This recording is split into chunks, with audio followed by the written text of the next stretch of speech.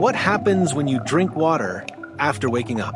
If you drink water as soon as you wake up in the morning, your body begins to refresh almost immediately.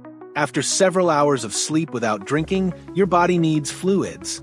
As soon as you take your first sip, receptors in your mouth and throat send signals that help your body swallow and move the water toward your stomach.